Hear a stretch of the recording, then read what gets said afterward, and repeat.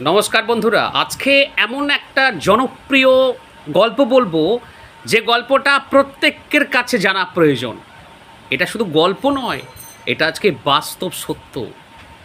এই গল্পের পথ চলা শুরু 2005 সাল। জানেন কারা এই গল্পটা দেখেছিল? এই গল্প দেখেছিল তিন বন্ধু, স্টিভ চেইন, চ্যাড হারলি আর জাভেদ করিম। তাদের ইচ্ছা ছিল মানুষের সঙ্গে মানুষের মুহূর্তগুলো ভাগ করে নেওয়ার সহজ উপায় কী হতে পারে। সেই ছোট্ট স্বপ্ন আজ সারা পৃথিবীতে কোটি কোটি মানুষের প্রতিদিনের আনন্দ, প্রেরণা আর শেখার সঙ্গী হয়ে উঠেছে। সেই প্ল্যাটফর্মটি হলো ইউটিউব।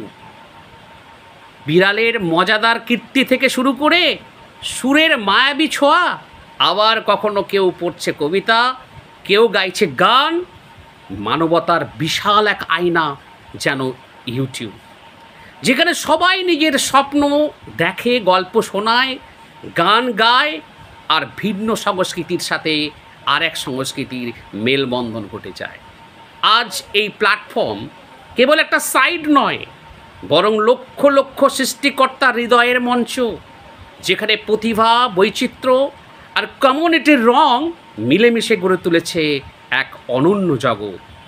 তাই স্টিভ চেইন, চ্যাড হারলি আর জাভেদ করিম আপনাদেরকে জানায় শতকোটি নমস্কার, আন্তরিক অভিনন্দন।